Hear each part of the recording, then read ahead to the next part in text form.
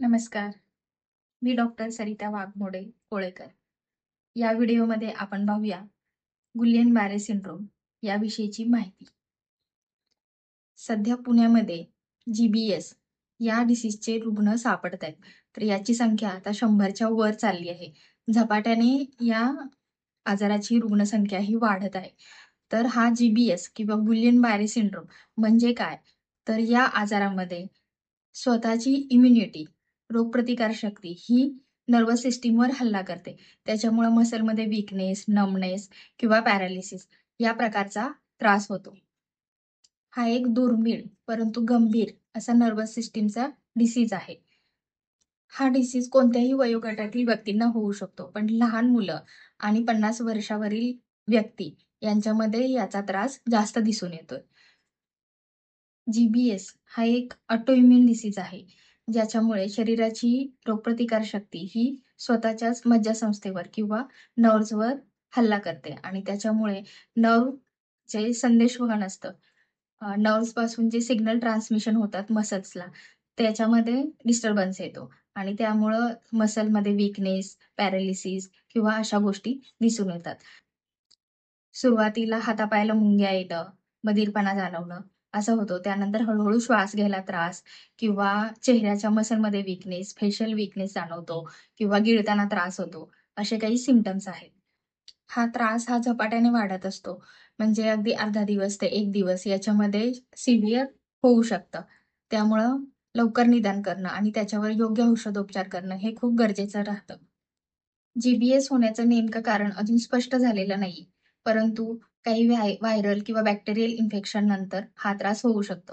म्हणजे कॅपिलोबॅक्टर जेजुनी ही बॅक्टेरिया जे गॅस्ट्रोएन्टेरायटिस होतो त्याच्यामुळे पोटाचा त्रास होतो. तर याच्यानंतर असा त्रास आढळून आलेला आहे. किंवा viral infection, flu, influenza, respiratory infection, सर्दी, खोकला, निमोनिया यानंतर देखील असा त्रास होऊ शकतो.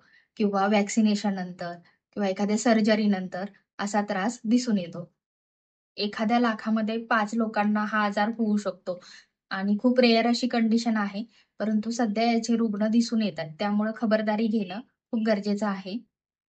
जी-बी-एसच्या डायग्नोसिससाठी काही neurological test, nerve conduction study किंवा सेरेब्रोस्पायनल फ्लुइड त्याचे इन्व्हेस्टिगेशन किंवा इलेक्ट्रोमायोग्राफी अशा काही टेस्ट केल्या जातात. लवकर निदान झालं तर उपचार करणं हे सोपं होतं आणि रुग्ण त्याच्यातून पूर्णपणे बरा होऊ शकतो.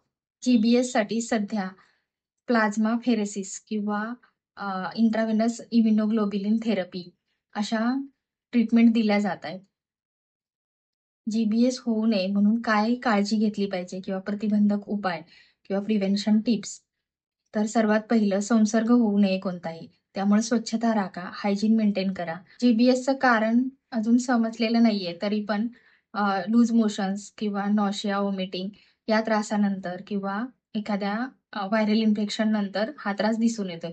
त्याच्यामुळं अन्न किंवा पाणी हे दूषित असेल, तर त्याच्यातून हा संसर्ग होऊ शकतो. त्यामुळे तुम्ही पाणी हे उकळून घेतलं पाहिजे किंवा बाहेरचे अन्नपदार्थ खाणं टाळा आणि बाहेर जाताना मास्कचा वापर करा.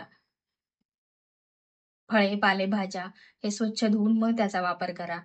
हात साबणाने स्वच्छ धुवा. स्वच्छतेची काळजी घ्या. कोणतंही इन्फेक्शन होणार नाही शक्यतो, अशी खबरदारी घ्या. रोगप्रतिकारशक्ती चांगली ठेवा. यासाठी संतुलित आहार, व्यायाम, योगा या गोष्टी करा आणि कोणताही त्रास असेल तर वेळच्या वेळी डॉक्टरांचा सल्ला घ्या. केवळ 10% लोकांमध्येच गंभीर परिणाम दिसून येतात. लवकर उपचार सुरू केले तर पूर्णपणे रिकव्हरी होण्याचे चान्सेस हे जास्त असतात. Thank you.